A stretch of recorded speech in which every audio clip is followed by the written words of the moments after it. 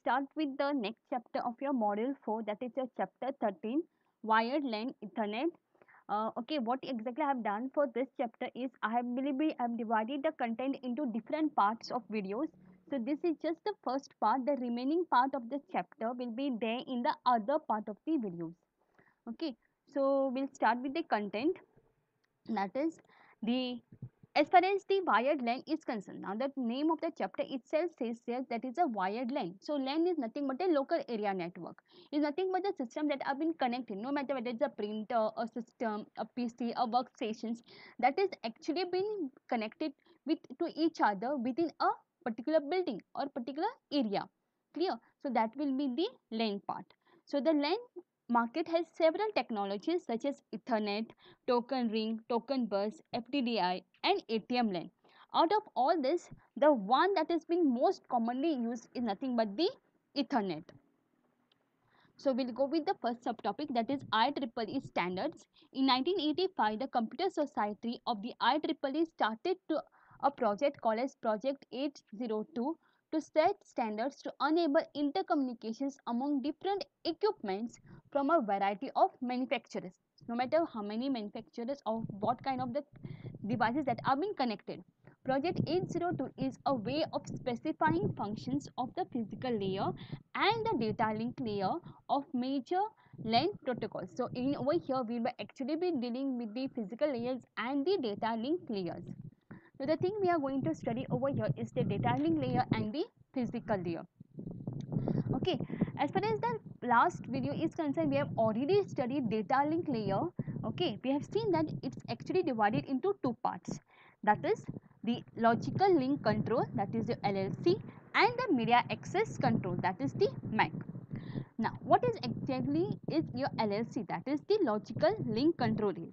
Logical link control is actually used for flow control, error control, and part of the framing. Now as far as framing is concerned, students, is actually be used by MAC also. So framing is done by MAC layer also. Okay, and they are collected into one subnet. So everything that is the error control, flow control, framing of the messages actually is been done by the LLC, that is the logical link control part. LLC also provides one single data link control protocol for the IEEE LAN. Now if you go to see, you'll be able to see only one LLC is there. There is no further divisions of the LLC.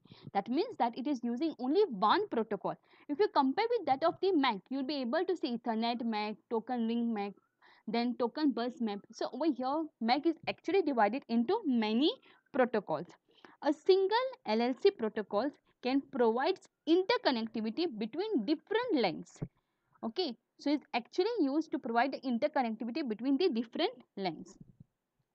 Okay, and the last layer, that will be your physical layer.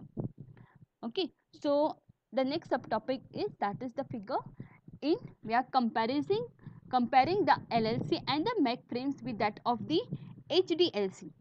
Full form of HDLC is nothing but high level data link control. Now in this cases, this will be a HDLC frame, and these are the frames, that is the LLC ones and the MAC. Now whatever we are actually having in HDLC, we have actually divided that in LLC frame as well as in the MAC frame. So over here we are having the DSAP, that is nothing but a destination service access point, and the SSAP, that is your source service access point. You are also having the control part in the LLC, and the last part will be the upper layer data. So whatever the data has been brought from the upper layer. The next is your MAC layer. Inside your MAC layer, you will be having the MAC header, MAC payload, and the FCS part.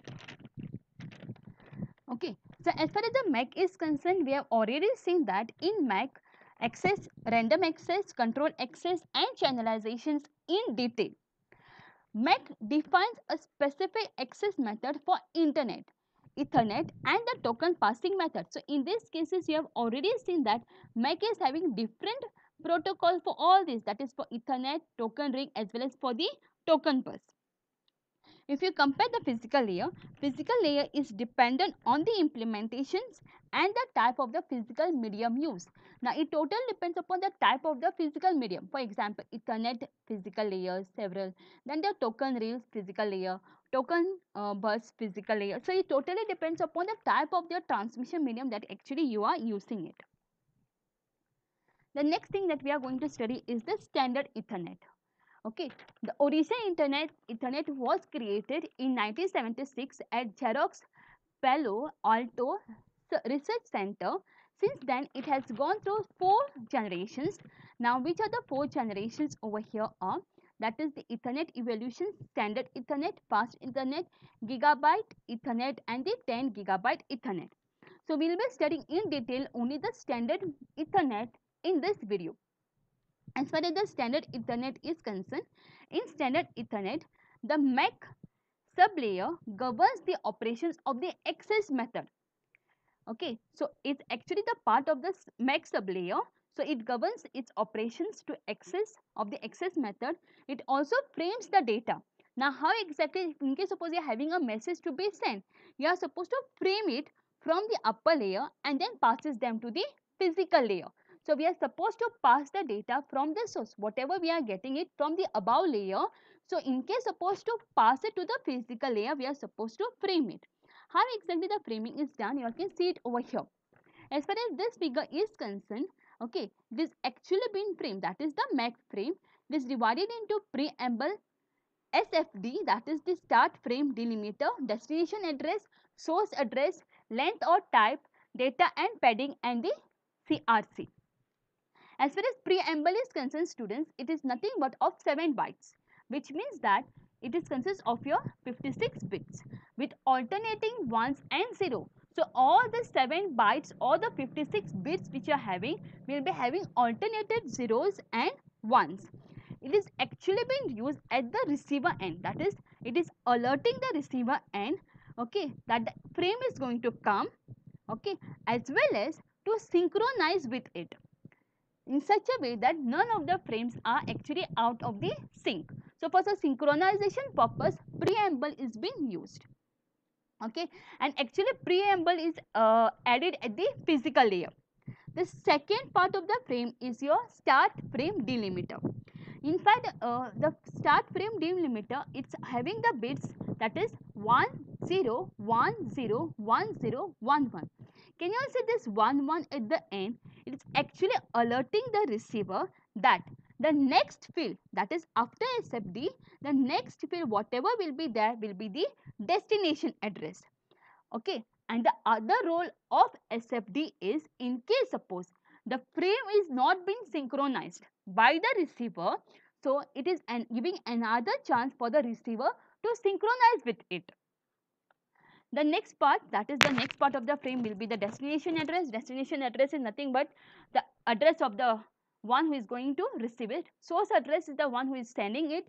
The length, okay, destination address and the source address length is of 6 bytes. Then length or the type, that is the entire length or the type of the frame it will be of 2 bytes. Data and padding. So in these cases, you will be having the data and the padding part. What is exactly padding part, I will explain here in the next diagram. And the CRC. CRC is nothing but the cyclic redundancy check. It is actually used for error. In case suppose there are any errors and all, for the corrections of the errors will be done inside the CRC part. Okay. Now, if you go to see the minimum and the maximum length of the frame. Now, in these cases, you are having the destination address which is of 6 bytes, source address is of 6 bytes, length PDU, that is of 2 bytes, data and padding. And the last part is the CRC, that is the same thing what we have seen over here in this figure. Okay, so the minimum frame length will be what, is nothing but 6 bytes plus 6 bytes plus 2 bytes. So it comes to around here 6 plus 6 will be 12 plus 2 will be of 14, and next what exactly will be your 4 bytes of your CRCs. So in these cases 6 plus 6, that is your 12 plus 2 bytes, that will be 14, plus 4 of your CRC will comes to 18 bytes. So the minimum frame should consist of your 64 bytes. So 64 minus 18 will be your 46 bytes. So in that cases, my data has to be consist of 46 bytes. Now in these cases, there may be a case where your data is not of 46 bytes. It can be lesser than that. So in such cases, to fill up all those 46 bytes, you are supposed to put it, that is your digits 0. That is called as padding. I repeat it again, students. As far as the minimum frame is concerned, it should consist of your 64 bytes. So how exactly the 64 bytes will be is nothing but 6 of destination, 6 of your source, plus 2 of your length, plus 4 of your CRC. So it comes to 18. So our minimum length has to be 64 bytes. So 64 minus 18 if I do, I'll be getting 46. So my data has to be of your 46 bytes only. In case, for example, if my data is not of 46 bytes, the remaining bytes I have to add digit 0. That is called as padding. Okay, and the maximum frame can consist of your 1518 bytes, which means that 6 plus 6 plus your 2 plus this CRC, that is 4 bytes, will comes to 18. So 1518 bytes minus 18 bytes, which comes to 1500 bytes, which means that my data can be of 1500 bytes. That will be the maximum frame length. Now why exactly we have kept as maximum and minimum?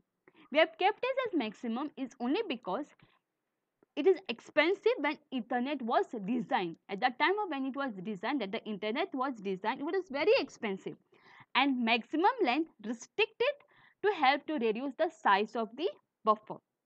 The second one, why exactly it is kept as maximum, is to prevent one station from monopolizing the shared medium, blocking the other stations that have data to send. So in that cases, what happens is that should not be blockage for the other sender to send their data. Everyone should have the equal opportunity to send their data. Okay, so over here the frame length is minimum will be of 64 bytes, which is nothing but 512 bits. Minimum 1518 bytes, that is nothing but 12,144 bits. The next part of this subtopic will be your address, that is the Ethernet address in the hexadecimal notations. Now if you go to see, it is in the hexadecimal notations form, which consists of your 6 bytes, which is nothing but your 12 hexadecimal digits, which is equals to your 64 bits. This is the way actually you are supposed to address any PC, workstations or the printer. Okay, so it is also called as the NIC. You must have heard the term as network interface card. So that is nothing but this is the address. The next part is the addressing part. The addressing actually is divided into 3 types, that is the unicast, multicast and the broadcast. Okay, so unicast, how exactly you are supposed to actually know whether that particular address is of type unicast or that is of the type multicast. Okay, so the term when you say unicast, what does it mean is nothing but source address is always unicast, that is only one. The frame comes only from one station, whereas the destinations can be either of the type unicast, multicast or the type broadcast. So when you see at the LSB, okay, that is the digit as 0, then you directly come to know that this is of the type unicast. If it is 1, then it will be of your type multicast. Okay, now the same thing is written over here. The least significant bit of the first byte defines the type of the address. If the bit is 0, the address is unicast, otherwise it will be of the type multicast. Now, to specify how exactly we will come to know whether it is of the type broadcast is nothing but the broadcast station destination address is a special case of the multicast address in which all the bits will be of ones. So in that cases, or when you see come to know whether when all the bits are 1, it will be of the type broadcast. Now we will take the examples. Okay, so the first example over here is define the type of the following destination address. Now we'll come to how exactly we'll come to know whether that's given one is of which type, that is unicast, multicast or broadcast. Okay, so the solution for this is to find the type of the address, we need to look at the second hexadecimal, that is the second hexadecimals. Can you all see over here? We are supposed to check that. If it is even, the address is unicast. If it is odd, the address is multicast. If all the digits are FFF, then the address is the broadcast. So the first one, if you go to see student, this one, this is A. So the binary one, if you convert, this is in hexadecimal form, I have to convert into a binary form. So when I convert this into binary form, I'll be getting this. That is 1010. Okay. Next, the second example. The second example contains the digit as 7. So when I convert it, my binary form will be your this. So it directly tells me that it is of the type multicast, and the first one will be of your type unicast. So when I say the next one, that is the third example, can you all see this F is there? All the digits are F. So it directly indicates that it is of the type broadcast. Now we'll go with the second address. That is, show how the address, this is the address that is given to us, is sent out on the line. Now in these cases, how exactly we are supposed to send the address lines? The solution is, the address is sent from left to right, byte by byte. For each byte, it is sent right to left. Students, please do keep this in mind. It is from right to left, bit by bit, as shown below. Now in this case, this is the address that has been given to us. Okay. Now it is E and E. Okay. So this will be my directly indicates that is E and E. Now normally when I actually convert E into a binary form, it will be of, when I convert it in binary, it will be 1 1 1 0. Since I am sending it in the form of right to left, I will be writing it down as 0 1 1 1. I repeat it again, students. In binary form, when I convert E into binary, I will be getting the answer as 1 1 1 0. But while sending it, I will be sending it as 0 1 1 1. I'll take the next example. It is 0 8. So 0 will be indicated how? 0 0 0 0. No matter whether it's whether you send it from left to right or right to left, it will be 0 0 0. But 8 is how we are representing. 8 is nothing but 1 0 0 0. So since we are sending it from left right to left, it will be 0 0 1 0 1. Clear? Similarly, as far as 2 is concerned, that is 2e. How I am going to write down 2e? It will be 0 1 0 0. But when I reverse it, it will be 0 1 0 0. Similarly with that of e. Okay, how I am going to have e? Actually, when I convert it into a hexadecimal form, I will be getting the answer as 1 1 1 0. But since I am sending the data from right to left, it will be 0 1 1 1.